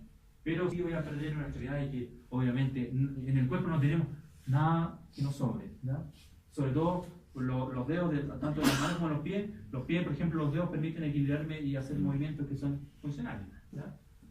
La ceguera temporal es difícil, pero en gente que hace montaña es difícil ver una persona que tenga una ceguera temporal, a no ser que de porfiado no haya llevado lente para el sol y quiera ir en pleno invierno a hacer una actividad donde hay el sol todo el día y después toda la nieve. Los granos de nieve son cristales que reflejan en toda la dirección y mi ojo ya de alguna otra forma complicado después de eso, ¿ya? Posterior a eso, obviamente, la gente no puede dormir porque siempre tiene arena en los ojos, ¿no? Eso es bien importante. Estos son los peligros de alguna forma subjetivos, que están determinados, les toqué estos 5, pero están determinados en este caso a la toma de decisión de la persona, ¿ya? Factores que intervienen en el accidente. Aquí yo lo coloqué casi una cosa como de investigación, pero que en realidad vale la pena, sobre todo si el accidente me pasa a mí, de saber por qué hice mal, ¿ya? El agente causal, un elemento liso que ocasiona una lesión. En este caso puede ser el piolet, ¿ya? El tipo de contacto con el lesionado. La forma de contacto entre el lesionado y el agente, en este caso, golpeado, ¿ya? Hay mucha gente que ustedes lo van a ver que hace montaña y que se compra un piolet porque vio que todos andaban con piolet y lo usaban como un bastoncito, pero nunca. Yo en una ocasión hice un curso para un organismo público y llegó un tipo que me dijo, oye, mira, este piolet lo tengo 2 años. De que me lo pasaron, lo compré y ahora sé para qué había que usarlo. Claro, la picota le decía, la picota. La fuente, clase de actividad realizada en el accidente, en este caso, escalando, ¿ya? La causa, responsable del inicio del accidente. O sea, por eso es importante que el instructor haga y yo imite, ¿ya? Y ahí hacemos una apreciación en general, ok, ¿cómo lo estamos haciendo? ¿Qué tenemos que mejorar? ¿Ya? Una retroalimentación constante. Esto es súper bueno y además cuando ustedes después lo aplican, después en el club o con los amigos, lo ideal es que ustedes también lo enseñen. Ese proceso de enseñanza-aprendizaje es muy bueno, ¿ya? Porque me permite tener una visión más amplia. Por eso acá subrayé las cosas más. ¿Se fijan? Piolet, golpeado, escalando. ¿Se fijan, no? No es conciencia. Piolet, golpeado, escalando. En estas 3 cosas, hay gente que usa el tipo de contacto y la fuente. Piolet, golpeado, escalando. O sea, haciendo una actividad de montaña, ¿no? Por eso lo coloqué más grande. Acciones y condiciones inseguras. Las acciones inseguras siempre están determinadas a la persona y las condiciones inseguras siempre determinadas al medio, ¿ya? En la gestión del riesgo. El uso inadecuado del equipo, ¿ya? El que llegué al lugar y como estoy improvisando todo, me pongo creativo y digo, ya sabes qué, voy a hacer rappel para impresionar, a lo mejor porque hay una chiquilla, entonces la voy a impresionar y voy a hacer un rappel con la cuerda, me la voy a hacer a todos lados porque nunca aprendí a hacer un rappel con cuerda, o sea, con un arnés con cuerda, o sea, improviso. Ya estoy haciendo un equipo inadecuado, ¿ya? y haciendo eso, me caigo. ¿Ya? No renunciar ante un frente de mal tiempo o a ya supongamos, miramos el clima, nos fuimos a la montaña, pero había una especie de algo que se estaba formando. Le dije, no, vamos nomás, y yo ya he ido muchas veces a hacerlo. Y en la montaña misma, ya al llegar al lugar, obviamente ya veo que viene la tormenta. Y yo digo, no, sigamos nomás, vamos nomás, y yo ya sé que esto va a pasar. Y vamos en medio de la tormenta y empieza a nevar y empieza a suceder un tema ya, un evento mayor. ¿Ya? Como el de la provincia. Como en el provincia, el mejor ejemplo. Sí. Claro, como en el provincia. Actitudes inadecuadas. Actitudes inadecuadas, por ejemplo, no sé, pues, a mí me ha tocado ver el típico tipo que se cree Rambo, por ejemplo. Claro, el que se cree Rambo llega a un curso, entonces para presionar a las niñas, así como, o entre comillas, porque se ve más fuerte, empieza a hacerlas todas. ¿Ya? En algún minuto ya deja de hacer cosas que son inseguras, o tiene un accidente él, o accidenta a otra persona. ¿Ya? Entonces, actitudes inadecuadas, hay que ser, de alguna forma siempre, previsor de esas cosas. ¿Ya? Eso es como bien importante. Anular o no utilizar elementos de seguridad. No, así nomás, Juan. Si a mí me dijeron que no había que usar mosquetón con seguro, démosle a uno sin seguro nomás. ¿Ya? Anular o no utilizar elementos de seguridad. A mí, yo soy bien en ese sentido, bien abierto. Cuando estamos haciendo una actividad, a mí me gusta que igual, yo puede que me equivoque, porque estoy haciéndolo de repente con mucha gente. Si yo veo que el arnés está abierto acá atrás, yo me digo, oye Juan, ojo tu arnés, o se te desabrochó el zapato, porque me están cuidando también. Claro, porque hay gente que de repente no lo dice porque no, si este gallo a lo mejor le gusta andar con el, no sé, con el arnés abierto. A lo mejor como él sabe tanto, a lo mejor le gusta, pero no me lo dijeron y yo no me había percatado de eso. Entonces eso es parte del autocuidado. ¿Ya? Utilizar equipos inseguros o defectuosos. ¿Ya? Eso es bien importante. O no certificado. O no certificado. No, este lo compré en Sodimac. Costó, mira, este me costó 3.000 pesos. Claro. Y estaba todo escocido por todos lados. ¿Ya? Entonces eso, claro, cosas que no debían de alguna forma utilizarse. Eso es bien importante. No tan solo porque voy a estar alegando a mí, sino también a los demás. ¿Ya? Condiciones inseguras del medio. El clima. ¿Ya? Eso es bien importante. Crecida de un río. Hace un tiempo atrás, no sé si ustedes lo escucharon, en el cajón del Maipo, gente acampando a la orilla de un río, vino un evento de verano y todavía hay un cuerpo que no se ha encontrado. ¿No? Eso es bien importante. Sobre todo con el tema de la acampada, muchas veces sucede que la gente dice, mira, es que aquí alguna vez hubo agua, ya no hay nada de agua, y justo ese día en la noche tormenta en el cerro, y en la noche una luz, hay que salir arrancando. ¿Ya? Entonces eso hay que tener bastante cuidado con eso. ¿Ya? Viento blanco. Y aquí, cada vez que digo viento blanco, me acuerdo de lo antiguo. Las condiciones en las que sucedió la marcha había viento blanco. Bajas temperaturas también. ¿Ya? Terreno inestable. Cuando me refiero a terreno inestable, al tiro imagino el acarreo. ¿Ya? Cuando yo tengo que subir de un campamento a otro y es un terreno inestable donde tengo que avanzar 2 pasos, doy 2 pasos y avanzo solamente 1. Mi ritmo, mi condición física se va deteriorando. ¿Ya? Entonces eso es bien importante. Las altas temperaturas en verano. ¿Ya? Las bajas y altas temperaturas puedan como consecuencia de rendimiento casi exactamente iguales, porque yo acá con baja temperatura me deshidrato, con alta temperatura también me deshidrato. Yo acá tengo una hipotermia y acá tengo una hipertermia. Exacto. Entonces eso es bien importante. ¿Ya? Los golpes de calor, en general, estos últimos años no ha habido alta temperatura. ¿Ya? Es difícil en Chile que alguien fallezca o muera por un golpe de calor haciendo una actividad de montaña. Pero lo que sí puede tener tendencia a que la presión aumente, sobre todo si esta persona no hace actividad por medio, y yo lo estoy invitando la primera vez a la montaña, y yo no sé por qué esa persona nunca se ha hecho un chequeo, y que de repente se empieza a sentir mareado, con vómito, náusea, inestable. Yo no tengo la presión, hipertensión. ¿Ya? Esa persona puede tener en ese minuto una complicación mayor. ¿Ya? Entonces eso es bien importante. ¿Se entienden las acciones inseguras y las condiciones inseguras? Ok. Muchas de estas cosas yo las puedo asociar con las cosas que generalmente se hacen. Una acción insegura más una condición insegura va a ser un accidente. ¿Ya? Y eso, hagan un análisis de cualquier accidente que ustedes hayan escuchado o hayan visto. ¿Qué es lo que estaba, no sé, vamos a poner un caso, el escalador experimentado estaba calando tal pared. Bueno, si ustedes empiezan a recuperar información porque el amigo dijo, no, es que ¿sabes qué? Él había hecho un largo de un punto a otro sin un anclaje intermedio. Eso se llama acción insegura, ¿ya? Más que en este caso, por ejemplo, estaba utilizando algo inadecuado, una condición insegura, tuvo un accidente, consecuencias fatales, ¿ya? Eso es bien importante. ¿Se entiende esto? Perfecto. Entonces, una de la quinta norma de seguridad para montaña, que es la gestión del riesgo, que es un método de reducción de riesgo, es el 3x3. Y acá vamos a tocar tres cosas.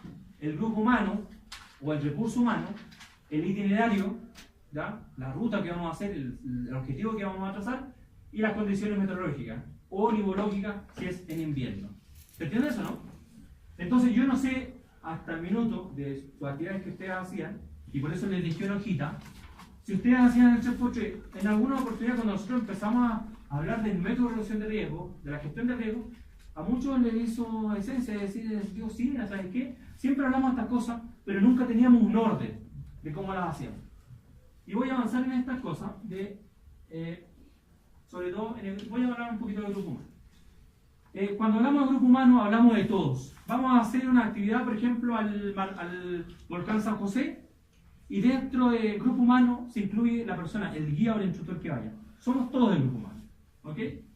Acá, de alguna u otra forma, vamos a clasificar y a identificar el nivel de cada persona.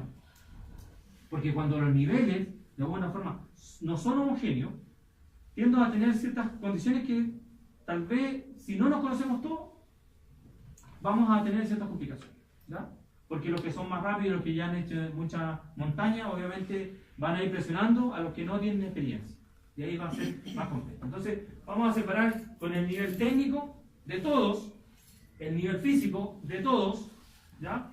El nivel de conocimiento y experiencia acerca de los temas de montaña y el nivel de conocimiento acerca de rescate y avalancha, en este caso, si aplica para el invierno, ¿ya? Eso es bien importante. Yo siempre lo digo, cuando hago una actividad en montaña, si yo estoy invitando a alguien, yo debo preocuparme de que esa persona que estoy invitando tenga los conocimientos básicos mínimos. Primer auxilio, técnica de marcha, conocimiento de rescate, etc. Porque si me pasa algo, pues si le pasa algo a él da por seguro que yo lo voy a rescatar. Por la experiencia que tengo en el tema de primer auxilio avanzado. Pero si me pasa algo a mí, se murió Juan, no, ahí quedó.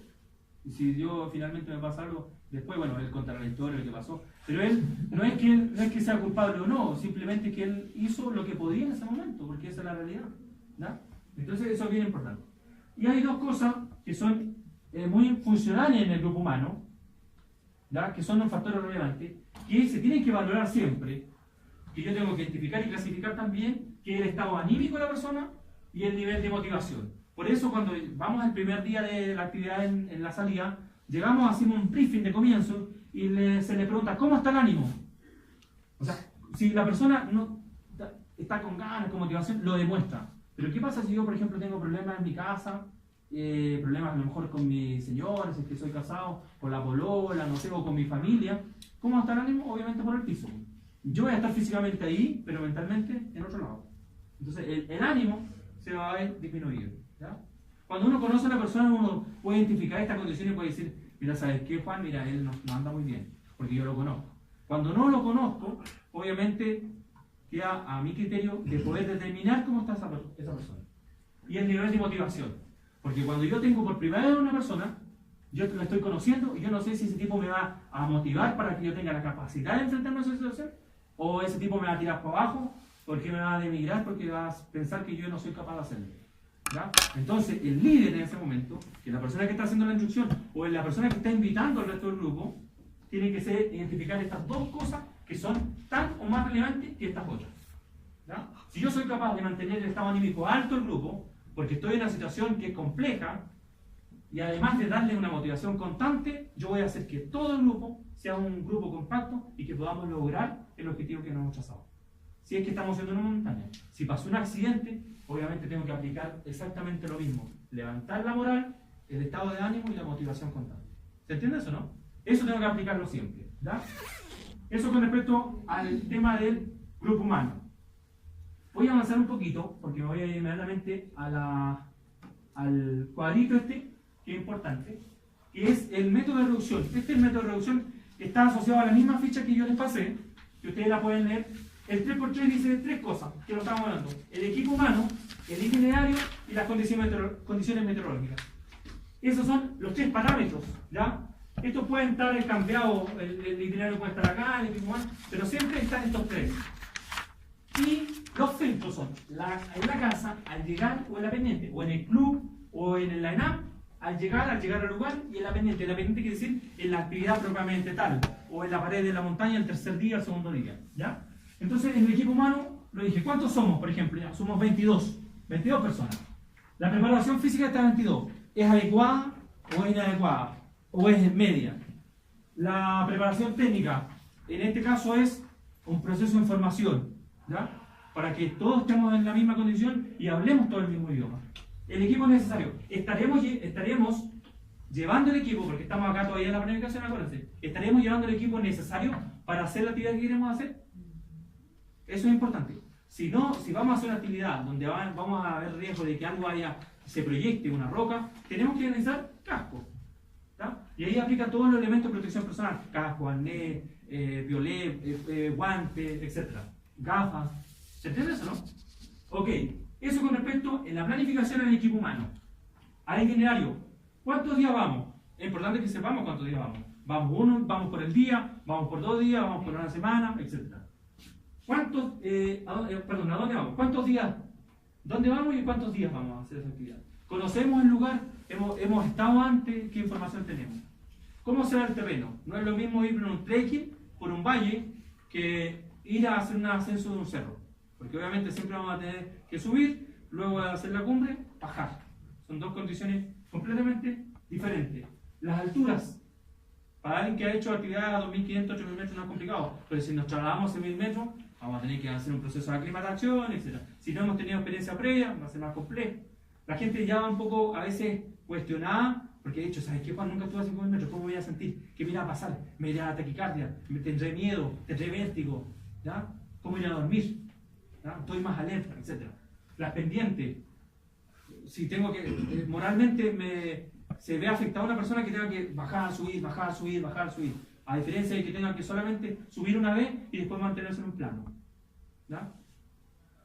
Tengo que escalar, en el lugar que tengo que hacer la actividad de mi itinerario, tendré trepes, donde tenga que, ¿a qué me refiero trepe o a qué me refiero a escalar? Cuando ya es necesario colocar mis manos en como punto de apoyo, yo ya estoy escalando. ¿Ya? Entonces eso es bien importante. Si a lo mejor todo el tiempo el grupo o el 80% de los alumnos nunca escalaron, y yo voy a hacer una actividad donde tiene un grado de que tengo que utilizar las manos, yo tengo que hacer un proceso previo, y por eso las primeras salidas tenemos que hacer trepe para comenzar a usar los puntos de apoyo. Equipo técnico necesario. Okay, estaremos llevando el equipo que vamos a necesitar, o estaremos improvisando, no hay en el lugar, oye, ¿sabes qué? No vamos a poder hacer esto porque no trajimos el pelé, y tampoco vamos a poder hacer esto porque nos trajimos todo otro. ¿Ya? Carta del lugar. En una clase van a ver la carta del lugar, qué escala tiene, vamos a observar el terreno desde como una fotografía aérea. ¿Ya? Vamos a poder ver las pendientes, etc. Alternativas. ¿Alternativas a qué me refiero? No tan solo el acceso o la salida, sino que alternativas, en este caso, por ejemplo, si puntualmente no podemos entrar a ese lugar. Por ejemplo, si teníamos pensado entrar a una reserva, por ejemplo, Coyanco. En una ocasión fuimos a hacer un curso y Coyanco estaba cerrado. Ya teníamos un plan B y lo habíamos hablado, así que nos fuimos a otro lugar. ¿Ya? Pero que fuimos a llegar a un lugar y no haber, planificar. ¿Ya? Puntos críticos. ¿Qué puntos críticos son de la ruta? Por ejemplo, si tenemos que hacer una actividad, por ejemplo, vamos a ir al plomo. Todos han ido al plomo, o algunos conocen. Para los que han ido al plomo, por ejemplo, ¿cuáles serían los puntos críticos? A ver. ¿Ah? El glaciar es un punto crítico, ¿sí o no? Perfecto. Yo una vez vi caer una persona por el glaciar que se murió después de eso. Estaba justamente esas condiciones que justamente estaban en el lugar y me tocó ver un accidente. ¿Ya? Es un punto crítico. No porque no pueda ser capaz de hacer ese o pasar ese punto crítico. ¿Cómo lo resuelve en este caso la persona? Un pasamano. Entonces yo les enseño previamente a cómo vamos a pasar ese lugar con un pasamano. ¿Ya? Estoy reduciendo el riesgo. Perfecto. Las condiciones meteorológicas. Informe meteorológico está el Snowfall, el Meteo Chile, AccuWeather, Weather Channel, y otros más por ahí que hay unos NOAA. O sea, en la medida que yo compare todo, diga, ok, despejado, o nublado, o alta temperatura, baja temperatura. ¿Se entiende eso, no? Esta es la planificación. Fíjense, no es casualidad que uno no tenga accidente. Yo he tratado de hacer, yo hago montañismo de los 12 años, esquío de los 12 años, y no tengo ninguna lesión. No porque sea el mejor, simplemente porque siempre me enseñaron que tenía que de buena forma tomar buenas decisiones y planificar mis actividades. Eso no quiere decir que de aquí a mañana, usted escucha que Juan se cayó ahí, no sé, pues en una roca ahí en el cajón del Maipo. Puta, me equivoqué, ¿ya? Porque siempre hay un margen de error, porque siempre puede haber una mala decisión. Por eso yo siempre digo, en el cerro, cuando estamos juntos, habemos 23 personas que estamos pensando. Para que haya un accidente, caramba, o sea, los 23 estamos pensando cosas diferentes. Entonces, por eso es importante que nos retroalimentemos y hablemos de estas cosas, ¿ya? Nosotros les vamos a dar una instrucción, perfecto, de algo que queremos aprender, de algo que queremos hacer. Pero el análisis de riesgo lo hacemos todos, ¿ya? ¿Se entiende eso, no? Cada uno es un aporte, y eso es importante. Yo otras veces me he parado así detrás de alguien que está haciendo la instrucción, y esa persona está hablando casi como algo, como una lectura de Biblia, porque eso es la única verdad. No, en la montaña hay muchas formas de hacer las cosas, y que están determinadas a la experiencia, a la persona que está enseñando, a un montón de factores, al equipo que tenga en ese momento, etc. Pero la única forma de hacer las cosas es hacerlas seguras. Y eso es importante, ¿ya? Uno a veces me he encontrado con gente que me dice, oye, ¿sabes qué, Juan? Mira, esta persona me enseñó de esta forma. Y después, 10 años, no sé, 3, 4 años más tarde me enseñó esto de otro. Cada uno te enseñó lo que en ese momento encontró adecuado. Pero las tres son válidas. Ahora, tienes herramientas diferentes para lograr lo que quieres lograr. Tú decides en honor a lo que tengas disponible en ese momento o a lo que sea más funcional. Ok, ya pasamos el análisis de la casa, ¿cierto? Todos estamos ok, todos sabemos dónde vamos a ir, cómo vamos a ir, cuántos días vamos a estar, la comida que vamos a llevar, el agua que vamos a beber, quiénes somos, etc. Es importante también conocernos entre nosotros. Vamos a llegar el primer día, nos bajamos los vehículos, nos bajamos del bus y hacemos el segundo filtro. Este fue el primer filtro, hacemos el segundo filtro. ¿Cómo amanecimos? Alguien me dice, ¿sabes qué, Juan? Me duele mucho la cabeza porque anoche antes de irme, antes de ordenar la mochila, me puse a tomar una cervecita y se me pasó la mano y no dormí nada o me quedé dormido a las 5 de la mañana. Entonces no ando bien, pues, no ando coordinando bien. Lo único que quiero es que ojalá este gallo termine de hablar para que dé un rato libre y pueda dormir en la casa. ¿Ya? Entonces es importante cómo amanecimos. Y ahí a veces empiezan a pasar, sobre todo con el tema de enfermedades, lesión y resaca, empieza a pasar que la gente me dice, ¿sabes qué, Juan? Mira, que yo te voy a contar la verdad. Hace 10 años atrás me puse a andar en bicicleta y me caí, tengo algunos que sienten que, no, que tengo una prótesis, aquí tengo un metal, tengo una luxación de hombro. Ahí empiezan a pasar todas las enfermedades, ¿ya? Eso es importante y es bueno porque me permite saber que para ciertas condiciones, obviamente, alguno puede verse disminuido, puede tener alguna lesión que ya la tenía previa, ¿ya? Los típicos dolores de cabeza, si vamos a cerros altos, que me duele, no sé, que me duele el oído, que me duele el tobillo, que a lo mejor la mochila está muy pesada, me está doliendo la espalda, la ciática, el lumbago, etc. ¿Ya? Lesiones previas, ¿ya? Y la resaca, lo que yo hablaba antes. Porque esto es importante de que podamos transmitir eso. Porque yo tengo que entender que no todos van a ir, el primer día de llegar y digamos, estamos todos ok, estamos todos bien, a nadie le duele nada, más de alguno le va a doler, ¿ya? Y es importante que lo digan. Ok, eso con respecto al grupo humano. Con respecto al itinerario, la observación del terreno. No es lo mismo ir, por ejemplo, al Valle de la Arena, ¿se fijan? Llegamos al Valle de la Arena, vamos a hacer actividad en el Valle de la Arena, estaba todo relativamente plano. Que ir, por ejemplo, al lugar de Las Melosas, por ejemplo, donde hay paredes por todos lados, etc. ¿Sí o no que el terreno es diferente? ¿Ya? Estamos como en un hoyo, por decirlo así, ¿ya? Todo muy, muy próximo. Entonces el terreno no es igual, ¿ya? Y también cambia cuando, por ejemplo, estamos haciendo actividad en el sur o estamos haciendo actividad en el norte, ¿ya? Es diferente. Si estamos haciendo actividad en invierno y tenemos que hacer un cerro, yo voy a observar el terreno porque puede caer en huellas recientes y puede caer de otro grupo por ahí, ¿ya? Eso es bien importante. Avalancha visible, ¿ya? Yo en general, sobre todo en el tema de cuando ya está cayendo nieve, yo les hago a los alumnos que observen el terreno. ¿Qué está pasando en el medio? Porque obviamente nosotros tenemos que entender que ese no es nuestro entorno habitual. A no ser que alguien me diga, mira, ¿sabes qué? Yo vivo ahí en el cajón del Maipo, arriba en el Valle de la Arena. Ahí se entiende porque todos los días se levanta y ve la montaña. Pero en general, nuestra estadía en la montaña es relativamente corta mientras dura nuestra actividad. Y después nosotros estamos todo el día en la casa, ahí calentito, etc. Entonces, tiene mucho que ver con lo que estamos observando en el terreno. Grietas. Si nosotros nuestra actividad va a ser, por ejemplo, en algún lugar donde haya nieve, donde haya hielo, van a haber grietas. Tengo que hablar sobre esa situación, ¿ya? Mientras más nos estemos, de alguna otra forma, enfocando, sobre todo con el itinerario, donde yo le esté entregando información, para lo que vamos a ver, más beneficioso va a ser en el tema de gestionar el riesgo, de gestionar la seguridad. Cuando uno le dice, ojo, si alguien quiere ir al baño, estamos en un glaciar, ojo, si alguien quiere ir al baño, avise, todos sabemos que está en esta dirección el baño. Y después yo veo que hay gente que está moviéndose en la noche, en una zona llena de grietas, una zona de ablación, y moviéndose por todos lados así, con las luces. A las 3 de la mañana viene alguien a decir, ¿sabes qué, Juan? Alguien cayó en una grieta y por favor, pues tienen que ir ayudando. ¿Qué andaba haciendo esa hora ahí? ¿Por qué estaba ahí? ¿Ya? A esas cosas me quiero referir. ¿Ya? La zona de grieta, la zona de inclinación. ¿Ya? Si nosotros buscamos el lugar cambiando porque era el lugar que había, y era un plató pequeño, donde estábamos rodeados de grieta, obviamente tengo que conversarlo con todos, dónde va a ser el baño, dónde está el campamento, cuál es la zona de salida, la zona de llegada, si hubiese un terremoto, que puede pasar, hacia dónde tenemos que dirigirnos, etc. ¿Ya? Eso con respecto al itinerario. Cuando a mí, mientras más información me llegue del itinerario, mejor y más cómo me voy a sentir.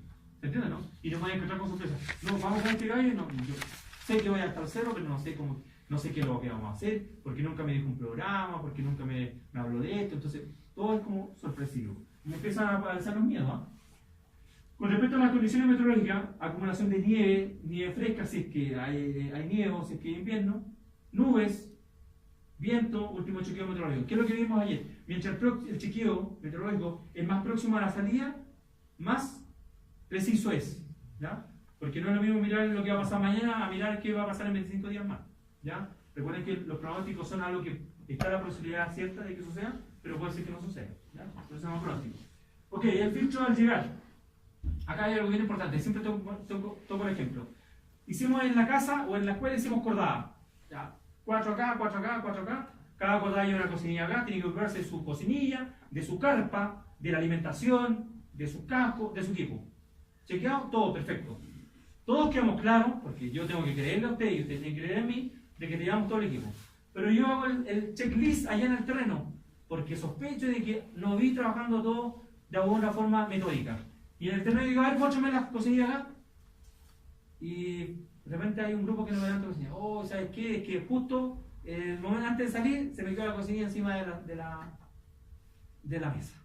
Ya. Una cocinilla, sobre todo en invierno, por ejemplo en montaña, es complicado, no tengo nada para calentar. Y sobre todo si hay un grupo numeroso, van a tener que esperar hasta el último para que alguien les facilite una cocinilla. Entonces ahí, al llegar al terreno, podemos hacer algo. Simplemente podría yo decir, ¿sabe qué? Ustedes 4 se vuelven a la casa. Si no me quiero complicar más, porque el lugar que vamos es complejo. O podemos dividir, entre comillas, meter a cada uno en el resto del grupo. Ahí estoy planificando, ¿ya? No estoy improvisando, porque si digo ya, vámonos ahí y ya vemos cómo hacemos, ya estoy improvisando, ¿ya? Ahí estoy ya cayendo la improvisación. Ok, con respecto al tema del equipo humano, ¿cómo nos sentimos en la montaña? Ya estamos 2 o 3 días.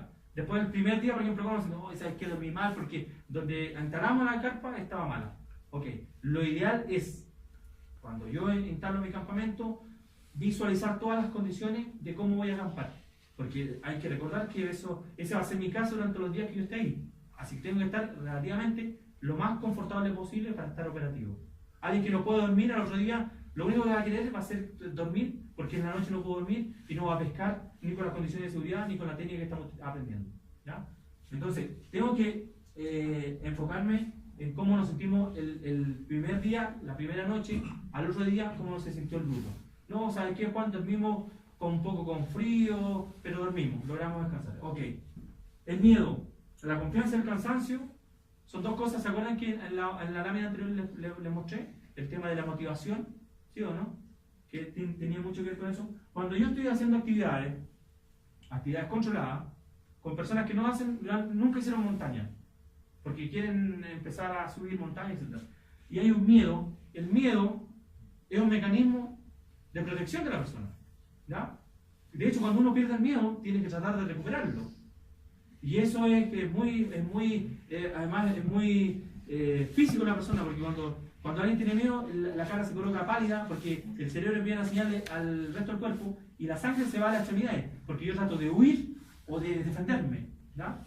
Entonces, el miedo es muy importante decir. O sea, si yo tengo miedo haciendo una actividad en la pendiente, y les coloco el ejemplo, vamos transitando por un lugar y yo veo que van del grupo 8 personas bien y van 2 tambaleándose, es porque la persona, más que preocuparse por caminar, está preocupada de no caer en la pendiente.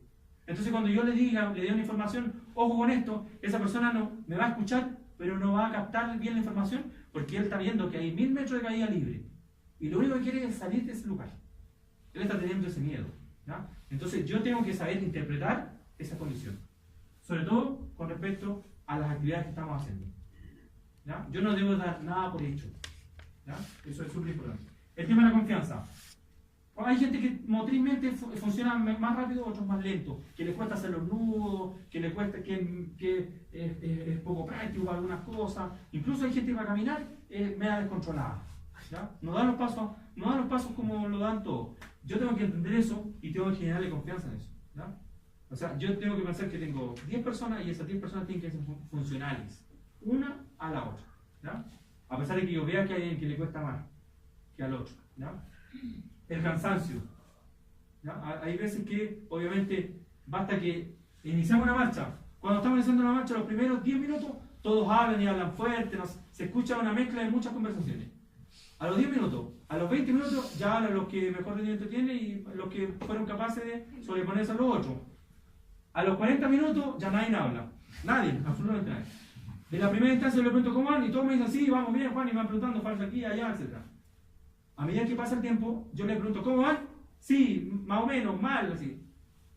Después, a lo largo de más avanzada actividad, me asienta con la cabeza. ¿Cómo van? Mal, ¿verdad? Entonces, de alguna otra forma, yo ya puedo interpretar eso. Cuando nadie me está respondiendo, yo tengo que entrarme a preocupar, ¿sí o no? Y muchas veces yo lo veo, se voy mirando de rojo hacia atrás, cuando se me están alejando mucho, yo empiezo a disminuir la marcha para que ellos me alcancen. Porque también hay un aspecto de vista psicológico. Cuando en este caso el guía o el entrenador va muy adelante, yo lo único que, más que disfrutar lo que estoy haciendo, es tratar de alcanzarlo. Ojalá que este gallo vaya al lado mío. ¿Ya? Y eso es bien importante. Ahí es donde tengo que tener una buena lectura para saber interpretar que a ellos les está costando más. Es el típico momento, el caso, y aquí lo toco también, que cuando alguien se saca la ropa, se quita la ropa, se pone la chaqueta, se la saca.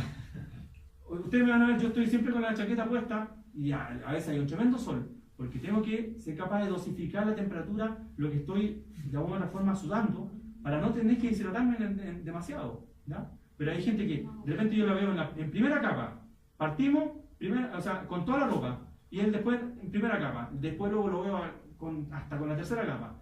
Y en algún momento lo veo y me dice, ¿sabes qué? Estoy todo mojado, y se empieza a enfriar. ¿Ya? Ojo con eso, es muy importante. Pero eso tiene que ver también con el itinerario y con la información que yo les entregué. ¿Ya? Entonces acá, con el itinerario, ¿cómo está la pendiente? Y ahí ustedes tienen que decir, ¿sabes qué, Juan? Nos sentimos más complicados porque la pendiente ha sido constante y cada vez nos vemos más arriba y más expuestos. ¿Ya? Esa información es muy importante para mí también. ¿Ya? Condición de la nieve. No es lo mismo caminar en nieve dura que caminar entrado hasta la cintura, porque obviamente puedo avanzar 100 metros y ya voy fundido. El relieve del terreno. O sea, qué rico caminar, por ejemplo, no sé si han ido a Cancha Carrera, el Pintor. Ahí hay lugares que son relativamente planos, ¿se fijan? Hay subida, pero en general se disfruta harto la vista. Exposición, lo dije anteriormente, el caminar a una arista, donde hay caída para ambos lados, la gente va así como, ¿a dónde caigo? Así, tengo que mantenerme en un lugar seguro. ¿Ya? Y ahí no están pescando nada lo que yo estoy diciendo, simplemente lo único que quieren es salir de ese lugar. ¿Ya? Eso con respecto al itinerario, en la pendiente. La condición meteorológica, la temperatura es importante. Y por eso hablé del sudor, de las capas, de cómo debo ir vestido. La temperatura actual es la exposición del viento, la exposición solar, la nieve fresca y la visibilidad. ¿Ya?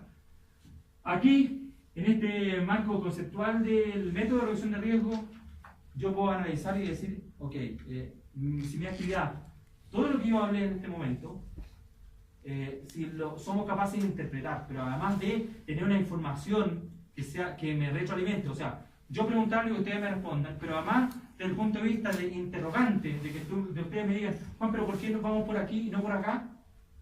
Que eso es importante, porque yo tengo que tener claridad por qué el guía o el instructor me está yendo para allá, si podríamos ir por acá. ¿Qué es lo que quiere lograr al hacer esa ruta?